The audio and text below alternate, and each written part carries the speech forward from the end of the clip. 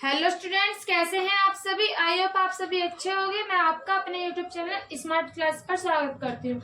आइए आज हम क्लास 10th के मैथ के फर्स्ट चैप्टर के बारे में पढ़ेंगे। इससे पिछली वीडियो में हमने इसके सिलेबस के बारे में बताया था कि हमें उसमें कौन से चैप्टर्स पढ़ने हैं, कौन से टॉपिक हमें पढ़ने हैं। जिन बच्चों ने सिलेबस की वीडियो नहीं देखी है, पहले आप सिलेबस की वीडियो देख लीजिए। सिलेबस की वीडियो का लिंक आपको इस वीडियो के डिस्क्रिप्शन में मिल जाएगा। चलिए हम फर्स्ट चैप्टर पढ़ते हैं। फर्स्ट चैप्टर हमारा वास्तविक संख्या है। इसमें हम संख्याओं के प्रकार पढ़ेंगे और फिर उन संख्याओं की परिभाषा पढ़ेंगे। सबसे पहले देखते हैं हमारी है प्राकृतिक संख्याएं। देखो इनको क्या इंग्लिश में हम बोलते हैं नेचुरल नंबर्स। चलिए इसकी परिभाषा देखते हैं। इसकी परिभाषा है प्राकृतिक संख्याएं एक पूर्णांक होता है। क्या होता है? एक पूर्णांक। पूर्णांक का मतलब है कोई एक पूर्ण संख्या होगी। ठीक है, पूर्ण संख्या कैसे होगी? ना तो वो पॉइंट की होनी चाहिए, ना वो परिमेय संख्या होनी चाहिए। देखो दोबारा देखो, प्राकृतिक संख्या एक पूर्णांक होता है जो 0 से बड़ा होता है। किससे बड़ा होता है? 0 से बड़ा होता है। प्राकृतिक संख्याएं कहलाती हैं। इन्हें n से प्रदर्शित करते हैं। देखो दोबारा देखो, प्राकृतिक संख्या एक पूर्णांक होता है जो 0 से बड़ा होता है। प्राकृतिक संख्याएं कहलाती हैं। इन्हें किससे प्रदर्शित करते हैं? n से। देखो एग्जाम्पल में दे रखा है। देखो एग्जाम्पल क्या हमारा 1 2 3 4। हमने इसमें जीरो नहीं लिया क्योंकि हमने परिभाषा में अभी क्या पढ़ा कि जो भी पूर्णांक होगा वो 0 से बड़ा होगा। तो कैसी संख्याएं कहलाएंगी? प्राकृतिक संख्याएं। देखो एग्जाम्पल है 1 2 3 4 5 डॉट डॉट डॉट डॉट कहाँ तक है? इनफाइनाइट तक। ये जो साइन दिख रहा है ये वाला, इसको हम अनंत बोलते हैं। ठीक, चलिए आगे देखते हैं पूर्ण संख्याएं। देखो इनको क्या बोलते हैं? Whole numbers. ठीक है, इसकी परिभाषा देखते हैं। प्राकृतिक संख्याओं के समूह में, अभी हमने पढ़ा है ना प्राकृतिक संख्या, यदि इसके समूह में, प्राकृतिक संख्याओं के समूह में 0 को भी शामिल कर दिया जाए, मतलब कि जो नेचुरल नंबर होते हैं हम उसको भी ऐड कर लें, उन संख्याओं में हम 0 को भी ऐड कर लें, तो ऐसी संख्या क्या कहलाती है? हमारी पूर्ण संख्याएं कहलाती हैं। इन्हें W से प्रदर्शित करते हैं। देखो जो इसका नेम है होल नंबर, इसी के फर्स्ट लेटर से हम इसको क्या कर रहे हैं? डिनोट कर रहे हैं। तो याद रखना कि जो W होता है वो हमारे होल नंबर्स होते हैं। देखो एग्जाम्पल में देखो, एग्जाम्पल क्या है हमारा? W बराबर 0 1 2 3 4 5 कहाँ तक? अनंत तक। प्राकृतिक संख्या क्या है हमारी? जो 1 से स्टार्ट होती हैं। 0 को छोड़कर जितनी भी संख्याएं होंगी वो हमारी प्राकृतिक संख्याएं होंगी। और जो पूर्ण संख्या होंगी उसमें हम प्राकृतिक संख्याओं में हम 0 को भी ऐड कर देंगे तो हमारी कौन सी संख्या बन जाएंगी? पूर्ण संख्याएं। चलिए आगे देखते हैं कि पूर्णांक संख्याएं हमारी क्या होती हैं। चलिए देखते हैं पूर्णांक संख्याएं हमारी क्या होती हैं। इनको इंग्लिश में बोलते हैं इंटीजर नंबर्स। चलिए इसकी परिभाषा देखते हैं। देखो परिभाषा है हमारी सभी धनात्मक और ऋणात्मक पूर्ण संख्याएं। अभी हमने पूर्णांक से पहले पूर्ण संख्याएं पढ़ा था। ठीक है, पूर्ण संख्याएं कौन सी थी हमारी? जो 0 से स्टार्ट हो रही थी और कहाँ तक चल रही थी? अनंत तक। तो जो हमारी पूर्ण संख्या है वो पूर्णांक संख्या हमारी क्या होती है? देखो जो सभी धनात्मक और ऋणात्मक पूर्ण संख्या, जितनी भी हमारी पूर्ण संख्या है उसमें ऋणात्मक भी हो और धनात्मक भी हो। जितनी भी संख्या होंगी धनात्मक और ऋणात्मक पूर्ण संख्याएं वे हमारी पूर्णांक संख्याएं कहलाती हैं। देखो दोबारा देखो, सभी धनात्मक और ऋणात्मक पूर्ण संख्याएं, जो हमने भी पूर्ण संख्या पढ़ी है वो ऋणात्मक भी होनी चाहिए और धनात्मक भी होनी चाहिए। जैसे पूर्ण संख्याएं थी हमारी +1 +2 और 3, तो ये हमारी कैसी हो? +1 और +1 भी होनी चाहिए, -1 भी, +2 और -2 भी, 3 भी कैसा हो? प्लस के भी और माइनस की। तो देखो ये ऋणात्मक धनात्मक दोनों है, ये भी ऋणात्मक धनात्मक दोनों है। तो जो भी हमारी पूर्ण संख्याएं हैं वो धनात्मक और ऋणात्मक हो तो इन संख्याओं को क्या बोलते हैं? पूर्णांक संख्या। इन्हें किससे प्रदर्शित करते हैं? इनको Z से प्रदर्शित करते हैं। देखो एग्जाम्पल में दिख रहा है आपको Z बराबर माइनस के अनंत। अभी मैंने बताया ना ऋणात्मक और धनात्मक संख्या होनी चाहिए, तो माइनस के अनंत, -3 2 1 और फिर क्या है 0 प्लस के 1 से प्लस अनंत तक। ठीक है, देखो माइनस धनात्मक से लेके प्लस धनात्मक भी जितनी हमारी संख्याएं होंगी वे हमारी क्या होंगे, इंटीजर नंबर। ठीक है, पूर्णांक संख्याएं होंगी। चलिए सम संख्या देखते हैं। सम संख्या को बोलते हैं इवन नंबर। चलो इसकी परिभाषा देखते हैं। इसकी परिभाषा है जिन संख्याओं में इकाई का अंक क्या हो 0, 2, 4, 6, 8, इनमें से कोई सा भी एक अंक आए तो उसे क्या बोलते हैं, हम सम संख्याएं कहते हैं। देखो एग्जाम्पल में जैसे दिखा रखा है 2, 4, 6, 8, 10। मैंने क्या बताया अभी, जिन संख्याओं में इकाई का अंक, देखो इकाई का अंक कौन सा होता है हमारा, ये मैंने एक डिजिट लिख दी। ठीक है, ये हमारा इकाई का अंक, ये हमारा दहाई का अंक, और ये क्या है हमारा सैकड़ा। ठीक है, तो मैंने क्या बताया अभी, जिन संख्याओं के इकाई का अंक, जिन संख्याओं में इकाई का अंक क्या हो 0, 2, 4, 6, 8 में से क्या हो एक अंक हो। देखो अभी मैंने लिखा है इसमें इकाई का अंक क्या आ रहा है 4, तो ये हमारी कैसी संख्या होगी, सम संख्या। देखो एक और देखो 2, 3, 6, इसमें इकाई का अंक क्या है 6, तो ये भी कैसी है हमारी सम संख्या। यदि मैं लिख दूं 1, 2, 3, क्या हमारी सम संख्या होगी, नहीं, क्योंकि इसमें इकाई का अंक जो है वो क्या है 2, 4, 6, 8 में से कोई सा भी अंक नहीं है। तो जिन संख्याओं में इकाई का अंक 2, 4, 6, 8, इनमें से भी कोई सा भी एक अंक आ जाए वो संख्या हमारी कैसी होगी, सम संख्या है। आई होप आपको समझ आ गया होगा। चलिए आगे देखते हैं विषम संख्याएं क्या होती हैं। चलिए देखते हैं विषम संख्याएं हमारी क्या होती हैं। देखो विषम संख्याओं को हम अंग्रेजी में ऑड नंबर्स बोलते हैं। चलिए इसकी परिभाषा देखते हैं। वे संख्याएं जिनमें इकाई का अंक 0, 2, 4, 6, 8 इनमें से कोई भी संख्या ना हो। अभी हमने पढ़ाया है सम संख्या, इससे पहले भी सम संख्या पढ़ा था। उसमें क्या बताया था हमने, वे संख्याएं जिनमें इकाई का अंक 2, 4, 6, 8 हो, और इसमें क्या बोल रहे हैं कि ना हो, तो इसमें सम संख्याओं का उल्टा है।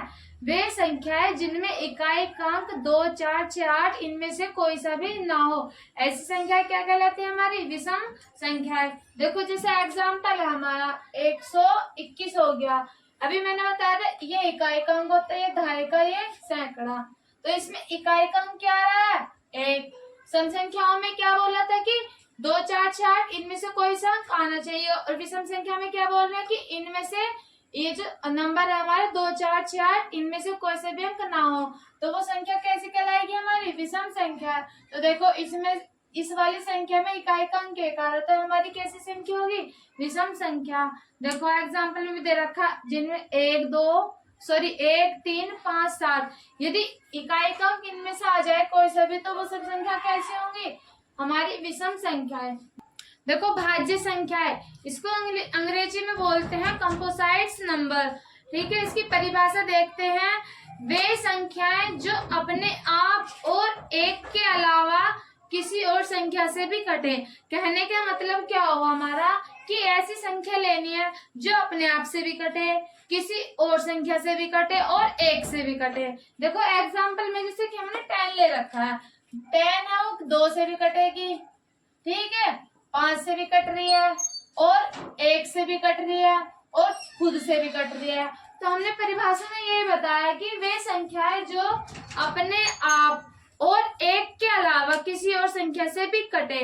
ठीक है, 12 ले लो, 12 देखो किस किस से कट रहा है, 12 2 से भी कट रहा है, 3 से भी, 4 से भी, 6 से भी, और खुद से भी कट रहा है, और 1 से भी कट रहा है। तो ऐसी संख्या क्या कहलाती है हमारी भाज्य संख्याएं।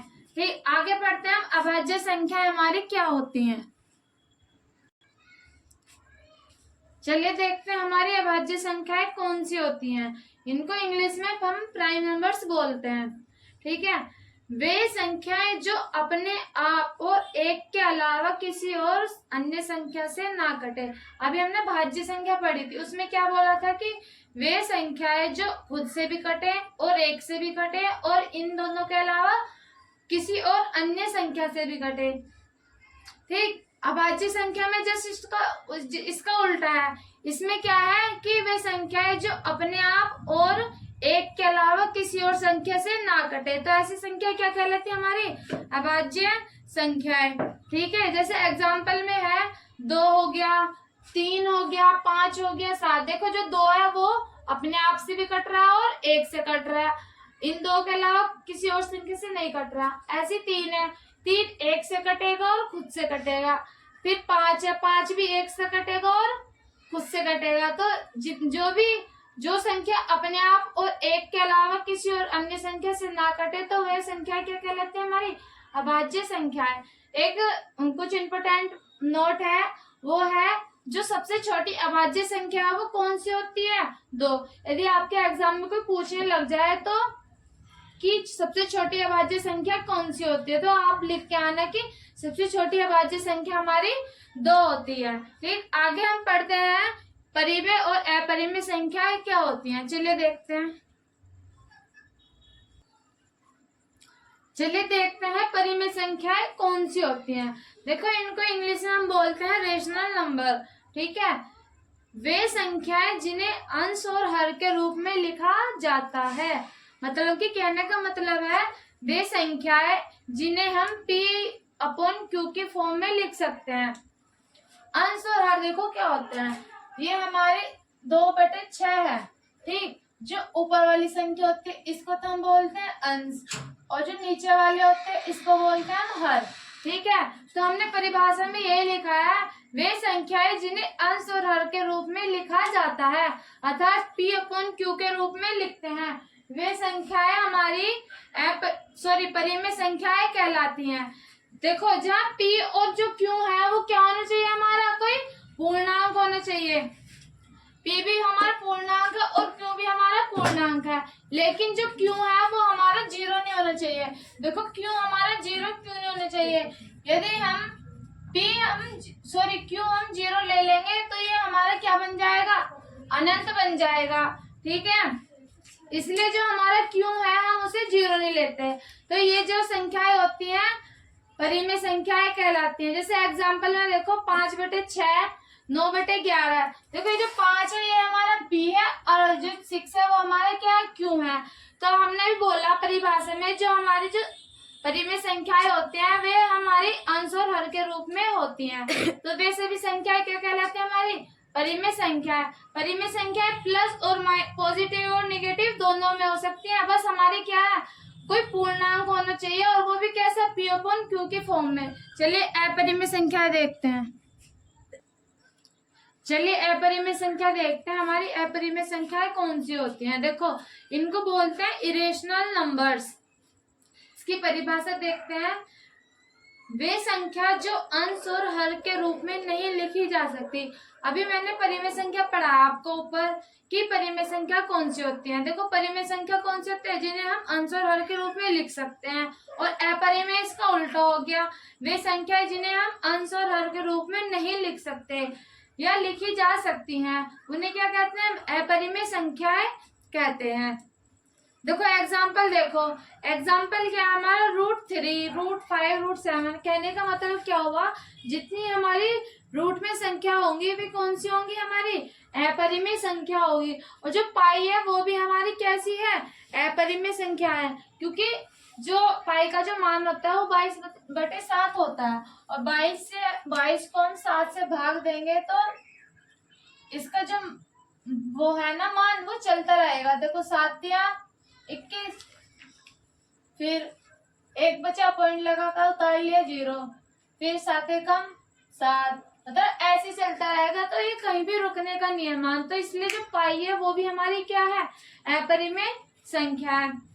ठीक, परिमेय संख्या क्या होते हैं? देखो एक बार और देखो, परिमेय संख्या वे होते हैं वे संख्याएं जिन्हें हम अंश और हर के रूप में लिख सकते हैं, अर्थात P/Q के फॉर्म में लिख सकते हैं। जो PQ है हमारे क्या है? कोई पूर्णांक है, लेकिन जो Q है वो हमारा 0 नहीं हो सकता। मैंने बताया था अभी, हम Q जो है वो 0 क्यों नहीं लेते हैं? क्योंकि जो हम 0 ले लेंगे तो इसका मान क्या हो जाएगा? इसका मान हमारा अनंत हो जाएगा, इसलिए हम जो Q है वो कभी भी 0 नहीं ले सकते। ठीक है, फिर परिमेय संख्या वे संख्या जो अंश और हर के रूप में नहीं लिख सकते, वे क्या कहलाती है? हमारी अपरिमेय संख्याएं कहलाती हैं। ठीक, चलिए आगे देखते हैं। आगे है हमारी वास्तविक संख्याएं। चलिए देखते हैं हमारी वास्तविक संख्याएं क्या होती, कौन सी होती हैं। देखो डेफिनेशन देखो इसकी, परिमेय संख्या तथा अपरिमेय संख्या के समूह को वास्तविक संख्या कहते हैं। देखो अभी हमने इनसे पहले क्या पढ़ी? परिमेय संख्या पढ़ी है और अपरिमेय संख्या पढ़ी है, और भी बहुत सारी संख्या पढ़ी है। प्राकृतिक संख्या हो गई, पूर्ण संख्या, पूर्णांक, परिमेय, अपरिमेय, सभी संख्या पढ़ी है। और डेफिनेशन में भी क्या लिख रहा है कि परिमेय तथा अपरिमेय संख्या के समूह को क्या कहते हैं? वास्तविक संख्याएं कहते हैं। इन्हें किससे रिप्रेजेंट करते हैं? आर से प्रदर्शित करते हैं। देखो जो हमारी परिमेय संख्या होती है वो क्या होती है? जो हम पी अपॉन क्यू की फॉर्म में लिख सकते हैं। और अपरिमेय संख्या कौन सी होती है? जो रूट में लिखी जाती है। ठीक है, तो ये जो भी जितनी भी संख्या है, मतलब जो जितनी भी सारी जो संख्या है वो कौन सी संख्या हमारी? वास्तविक संख्या कहलाती है। अर्थात देखो किसी संख्या का हम वर्ग कर दें, जैसे कि हम कोई भी संख्या ले लो, प्लस के माइनस के रूट में कोई सी भी संख्या ले लो, हम -2 ले रहे हैं और इसका स्क्वायर कर दें, तो इसमें भी क्या लिखा है? किसी संख्या का वर्ग करने पर हमें कैसी संख्या प्राप्त हो? धनात्मक। देखो 2 का स्क्वायर करते हैं, ठीक है, -2 और -2, माइनस माइनस क्या हो गया? प्लस।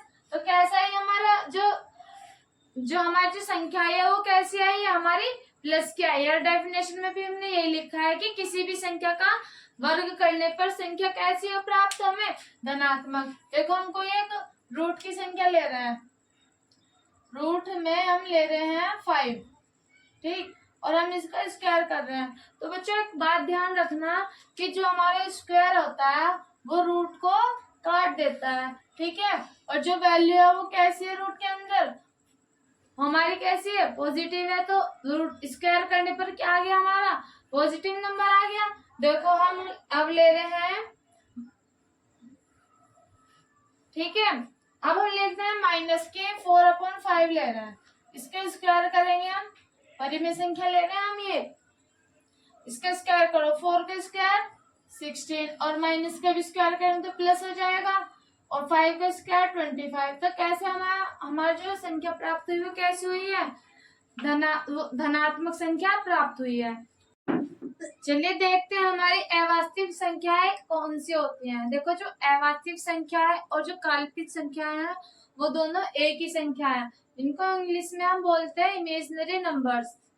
इसकी डेफिनेशन देखते हैं। इसकी डेफिनेशन है, यदि किसी संख्या का वर्ग करने पर प्राप्त संख्या ऋणात्मक संख्या हो तो ऐसी संख्या क्या कहलाती है? हमारी अवास्तविक संख्या या काल्पनिक संख्याएं कहलाती हैं।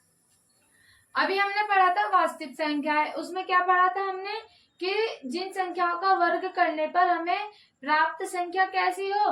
धनात्मक हो, तो वो कौन सी होती है? हमारी वास्तविक संख्याएं।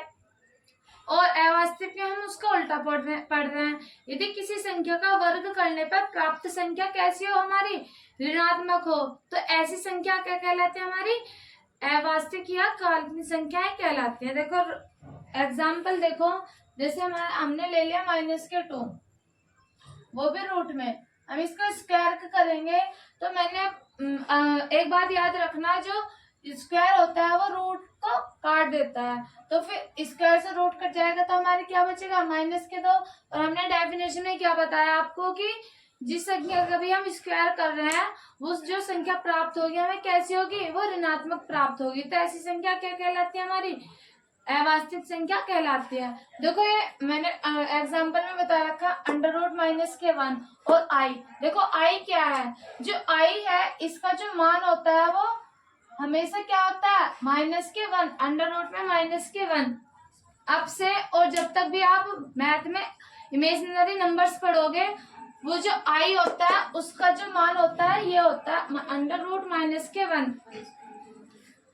और जो i² है, देखो ये जो रूट है इस रूट से ये स्क्वायर चढ़ जाएगा इधर, तो i² का मान क्या हो जाएगा? 1, ठीक। और यदि हम इस रूट को यहाँ से हटा दे तो ये स्क्वायर को हम यहाँ से हटा दे तो ये इधर क्या चढ़ जाएगा? रूट में। तो जो i² होता है, i² का मान तो होता है माइनस के 1, और जो आई होता है वो होता है अंडर रूट माइनस के 1। ठीक, देखो ये ले रखा है मैंने एग्जाम्पल है 5i। तो आई का मान क्या बताया मैंने अभी, आई का मान क्या होता है अंडर रूट माइनस के 1। तो इसमें मल्टीप्लाई कर दो अंडर रूट माइनस के 1 और इसका क्या कर दो स्क्वायर कर दो। 5 का स्क्वायर क्या होता है 25 और मल्टीप्लाई 1 माइनस के तो क्या आ जाएगा हमारा माइनस के 25। तो कैसा हमें नंबर प्राप्त हुआ, हमें ऋणात्मक संख्या प्राप्त हुई। तो ये जितनी भी जो संख्या होंगी क्या होंगी हमारी इमेजिनरी नंबर्स होंगे। ठीक है, तो आपको ये सभी संख्या समझ आ गई होंगी। हमने आज कौन कौन सी संख्या पढ़ी, परिमेय संख्या पढ़ी, परिमेय संख्या पढ़ी, प्राकृतिक संख्या पढ़ी है, पूर्ण संख्याएं पढ़ी हैं और पूर्णांक संख्याएं पढ़ी हैं। तो आपको ये सब संख्या अच्छे से समझ आ गई होगी। नेक्स्ट वीडियो में हम आपकी इसकी एक्सरसाइज स्टार्ट करेंगे। और आई होप बच्चों आपको ये वीडियो अच्छा लगा हो तो अपने दोस्तों के साथ ज्यादा से ज्यादा शेयर करें, ताकि उनको भी इनके संख्याओं के बारे में कुछ समझ में आ जाए, मतलब संख्याओं का उनको ज्ञान हो जाए कि कौन सी संख्या क्या होती है, उनकी डेफिनेशन क्या होती है और उनको किससे रिप्रेजेंट करते हैं। तो बच्चों वीडियो को शेयर करें ज्यादा से ज्यादा, अपने छोटे भाइयों बहनों और दोस्तों के साथ ज्यादा से ज्यादा शेयर करें। धन्यवाद।